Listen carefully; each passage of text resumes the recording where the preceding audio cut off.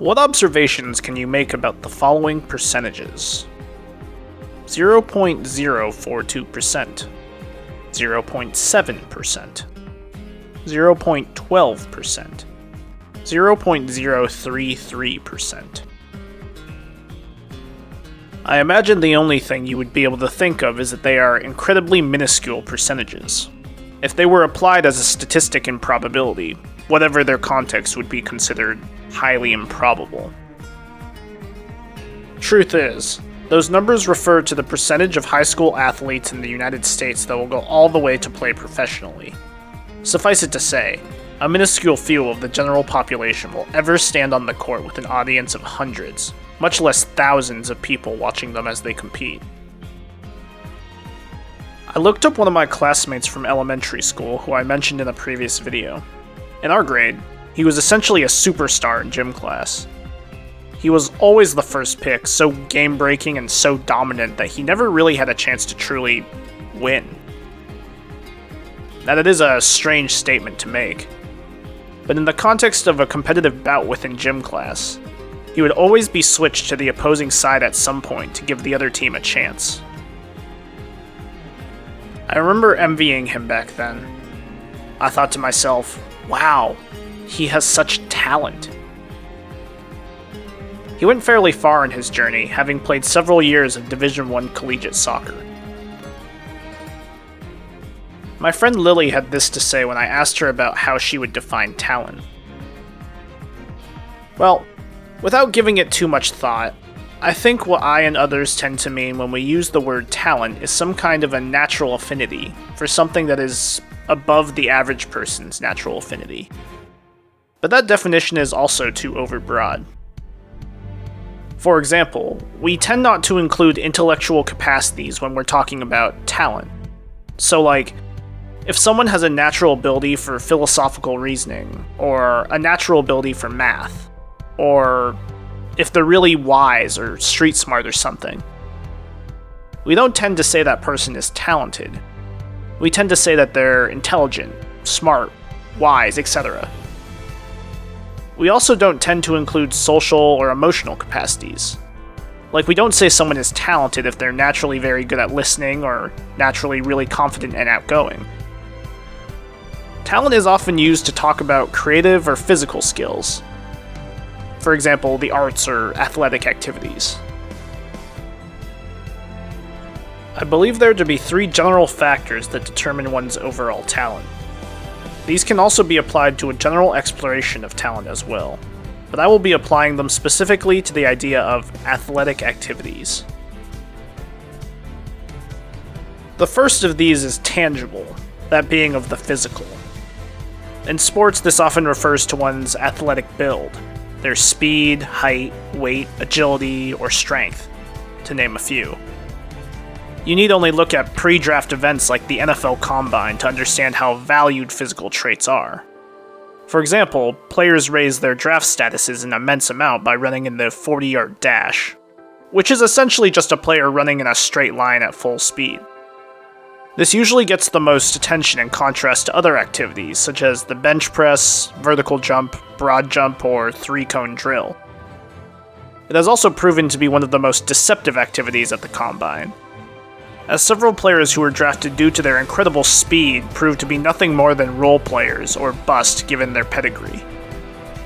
To put it bluntly, physical traits cannot and do not determine the talent of an individual. The second factor is a term often used in sports media, scouting, and video games known as intangibles, which refer to the untouchable, or something that is not of a physical nature. As said by a 2008 ESPN article, intangibles are the attributes one possesses or the behavior he exhibits that require absolutely no physical talent, but are crucial to success. I would refer to intangibles as the it factor that makes someone built differently. Of course, intangibles cover a variety of things like technique, hand-eye coordination, work ethic, intuition, communication, and drive, to name a few. The third and last factor is luck. which is something almost completely out of one's control. I'm sure at one point or another, you've been frustrated seeing others in their luck. I know I have. That being said, what does it mean to be lucky? There's almost 1,000 ways it could be discussed, but I was recently watching a video by Super Eyepatch Wolf where he said something that caught my ear. Passion is only as valuable as the opportunity it's paired with. There are a couple variants of luck. For example, we do not determine who our parents are, what they will value and consider important, how they raise us, what environment we'll live in, the community around us, and what exactly we will genetically inherit from them. Another example might be a chance encounter with someone. You happen to be somewhere at the same time as someone else, and that led to something more. I can attest to the idea of creating your own luck, but that usually comes into play given the environment and the circumstances of a situation. A subset of luck is what I would call natural aptitude gained from opportunities, specifically those that are naturally generated. I suppose you could call this a head start. For example, perhaps your parents forced you to learn an instrument or they enrolled you in youth sports. In some cases, some people just naturally pick up things quicker. As a result, I believe that talent, broadly speaking, can be simplified into a formula of sorts. Physical traits added to intangibles and luck determines the ceiling of one's talent. Some people may start a little further ahead and have a higher floor due to natural aptitude. Throughout the first few seasons of Haikyuu, natural talent is regarded as a mythical blessing given to those whom have been selected, as is shown by Oikawa's mindset. It is not until Kita's speech on geniuses that this idea of talent being unobtainable is challenged. Certainly, being able to learn and understand something quicker than others is a superb trait to have, but it is not an overall reflection of a player themselves. The ability to learn things quickly does not determine what a player will end up becoming in the future.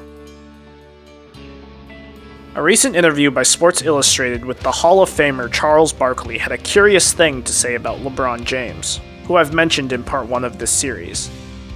I'm paraphrasing, but essentially Barkley marvels at a few things that have occurred in LeBron's career. 1. That he's had success from the very first day he entered the league. 2. To have been the number 1 pick at age 18 and played for 20 stellar years, scoring the most points in NBA history. And 3. Living up to and exceeding the crazy hype that surrounded him for the entirety of his basketball career. For example, as a high schooler, he was being told by the media that if he didn't make the Hall of Fame, he'd be considered a bust. This brings us to one of Haikyuu's foremost examples of one who has been blessed with all 3 factors of physical traits, intangibles, and luck. Ushijima Wakatoshi of Shiratorizawa. His first name of Wakatoshi harkens to this idea, with Waka meaning young or youth, and Toshi meaning interest, benefit, or advantage. As a top 3 high school ace in Japan and one of its under-19 representatives, he is an opponent who has bested Oikawa at every opportunity throughout their middle and high school careers. Ushijima is established as the final boss in Karasuno's path to nationals, especially with Hinata's declaration that they will defeat him at the start of Season 2. The road to nationals runs through the Ushijima-led Shiratorizawa. He is undoubtedly one of the most dominant players in the series, considering the numerous reactions from minor and major characters alike to the mere mention of his name, whether within the prefecture, at nationals, or at the all-youth Japan training camp. No other character receives quite as much sustained hype as Ushijima. As is proven during the match against Karasuno, Ushijima is the sort of player that an opposing team must always account for. So it is curious that in a later flashback between himself and Sakusa, Ushijima is asked, "How did you get so good?" When he responds, "By practicing a lot," he is pressed further. Besides that. After giving the question some thought, Ushijima states a plain fact. Because I got lucky. There is little doubt that he has had the term talented draped around his shoulders from the very beginnings of his volleyball journey. It is revealed in Season 3 that Ushijima's father is a former player who first introduced him to the sport at a very young age. He eventually retired due to injuries. Being born as the child or relative of any professional athlete who's made it to the big leagues almost automatically guarantees a modicum of interest, whether warranted or not. For example, you've definitely heard of Steph Curry, and maybe his brother Seth. But unless you're really interested in the lore of the NBA, you probably haven't heard of Del Curry, their father. Another example from American football might be the Manning brothers, Peyton and Eli. But it's unlikely that a casual viewer would know that their father was Archie Manning, who played 13 seasons in the league. And, on the rise and coming soon to a television near you at some point in time, is Arch Manning, Peyton and Eli's nephew, and Archie's grandson. It's unfair. It's unfortunate. It's an amazing boon. Maybe it's all three, depending on your perspective. To discount this natural advantage in the overall discussion of the definition would be negligent. As a result of his background and family, there is no doubt that he spent a significant amount of time as a child practicing volleyball skills with his father. Only a few flashbacks are elaborated regarding his mental makeup, but the ones shown to us are contextually important to understanding who Ushijima is at his core. The first, a desire to be an unstoppable ace, one whom when tossed to, they'd never disappoint. They'd make it work, regardless of the quality of the toss. They could be counted on to score at any time. The second, to join a strong team, to meet and challenge other strong, weird, new, and interesting competitors, and to grow stronger from his encounters with them.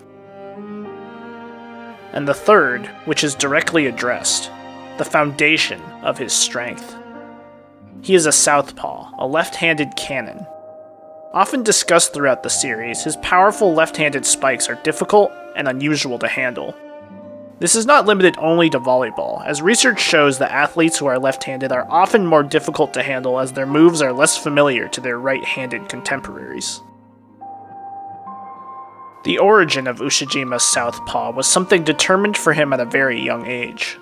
It is revealed to us that Ushijima's mother and her family were intent on correcting his left-handedness. After all, the family household was traditionally right-handed, so he ought to be as well. But his father disagrees, imploring her to let their son keep it. The fact that he's different from other people will probably end up being his strength. He concludes his plea, stating that he won't ask or complain about anything else if she grants him this request. For most, perhaps, this is rather strange from both sides of his parents' perspectives.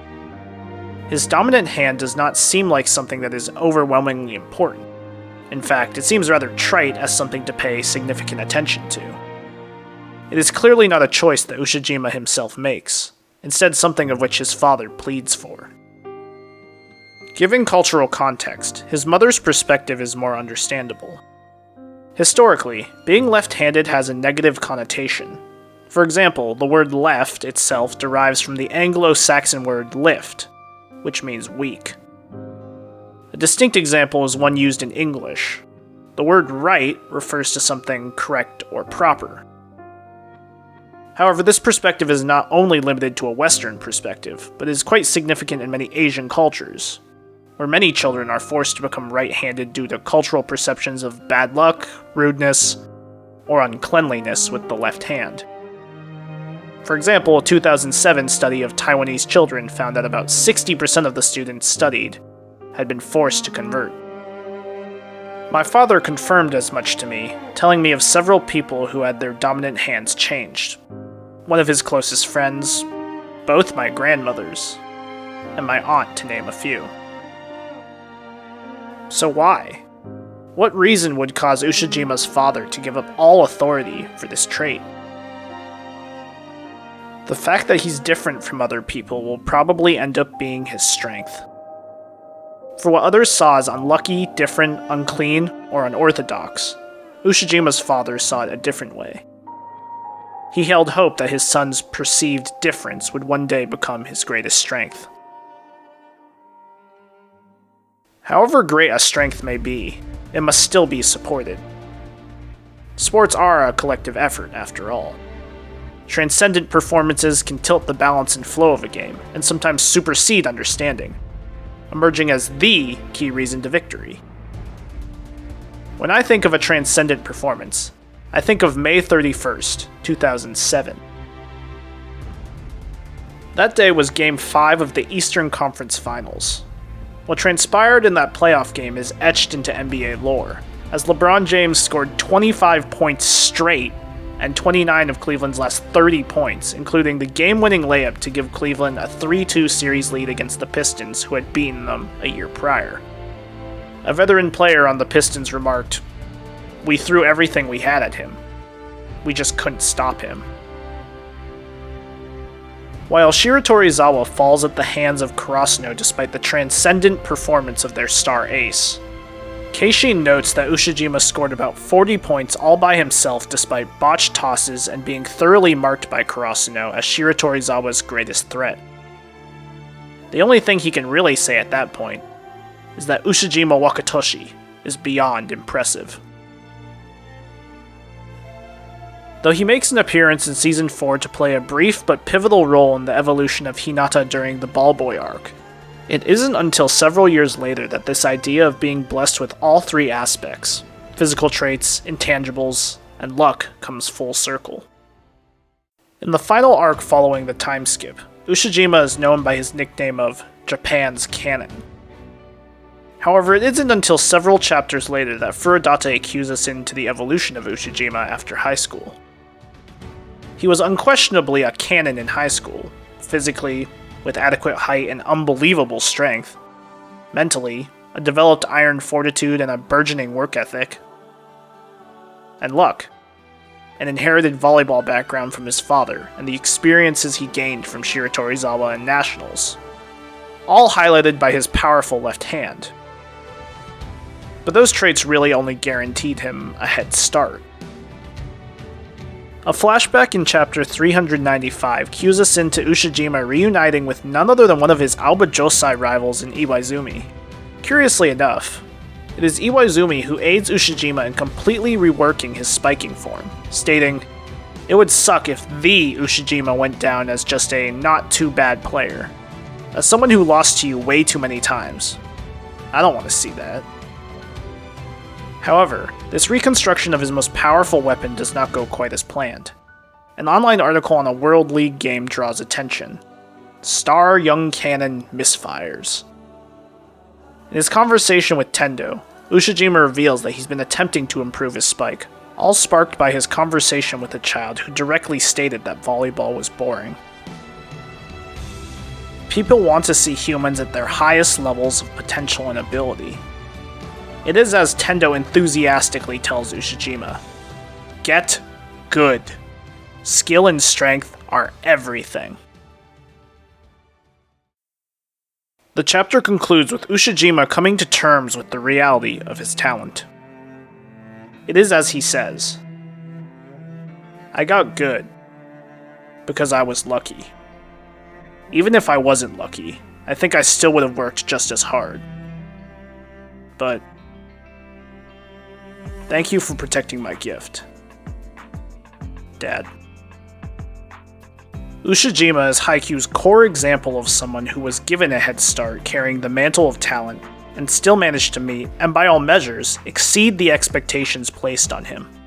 Just like every other character in Haikyuu, the Ushijima, son of a former volleyball player, one of the top 3 high school aces in Japan, and part of the monster generation. Even he, Ushijima Wakatoshi, Southpaw, Karasuno's final boss, Japan's biggest cannon. Even he had to continue evolving, utilizing what others might have considered unlucky or a detriment to improve on both his strengths and weaknesses alike to explore the depths of his talent. What have you gotten lucky in? Are you willing to evaluate yourself, considering your undeveloped and developed talents alike, with the full intention of continuing to explore their depths? Perhaps you were given a head start. Perhaps you were not. But a head start is just that. It does not guarantee that one will stay ahead in the present, nor the future. And for some, that head start might prove to be more of a detriment than a boon. In fact, it only serves to highlight inadequacy, insecurity, and the burdens of expectation. But that's a story for next time.